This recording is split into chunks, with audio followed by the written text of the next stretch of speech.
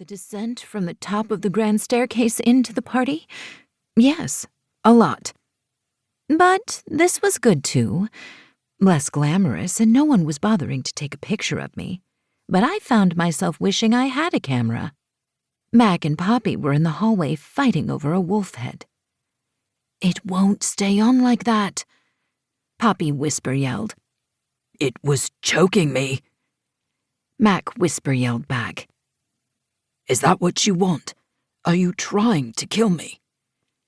"Oh, you are so dramatic.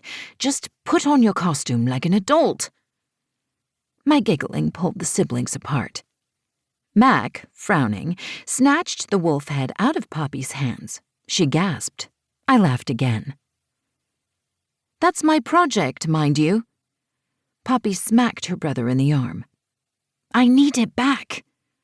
I have to turn it in for a grade at my art school so I can graduate and become successful and move out of your tiny little apartment that smells like wet pants."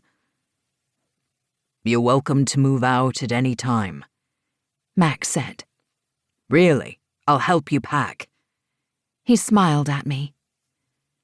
"It doesn't really smell like wet pants, Ev. Cross my heart. You'll love it."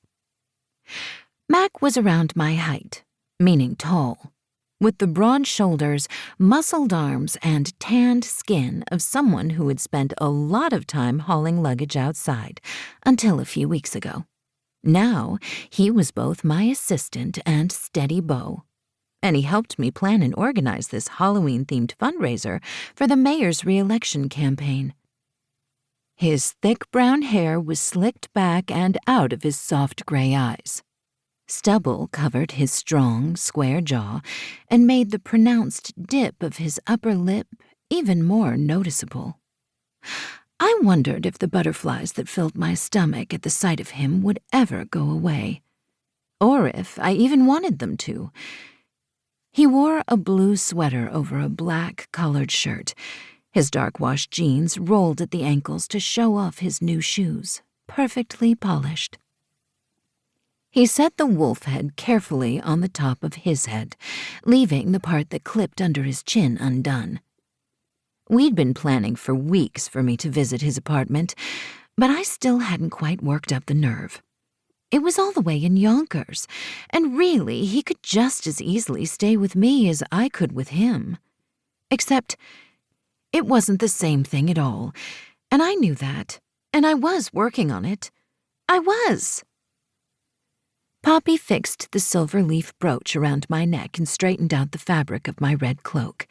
She gave a nod when she was satisfied with my looks. I traded with Florence for the turn-down service on the top floor so I could take Presley out. "Oh, thank you ever so," I said. "That's so thoughtful." Presley is my perfect little Pomeranian mix who is normally with me everywhere I go, but I had to leave him in my penthouse suite for the evening since I was working. "She ain't doing it to be thoughtful," Mac said. "It's all for tips." She stuck her tongue out. "Not only tips. It's for cuddle time with Presley, too. Be careful with my project, Malcolm. I'll see you later. And don't be confused. That's a threat." Mac offered me his arm, and I took it. "Did you get Marco settled down?" "As settled as I could." He pushed open the door, and we snuck inside the busy silver room. Adults in costumes ranging from a night out at the opera to vampires to a white sheet with holes cut out for eyes filled the space and vied for time at the mayor's ear. The mayor was dressed like a politician and was pulling off the too-tight tie look with practiced ease. Marco was disappointed Rockefeller didn't make it, I said.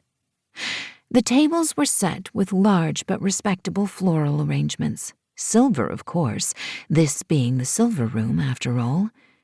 A dance floor was open before a small, raised stage that held a grand piano and a podium.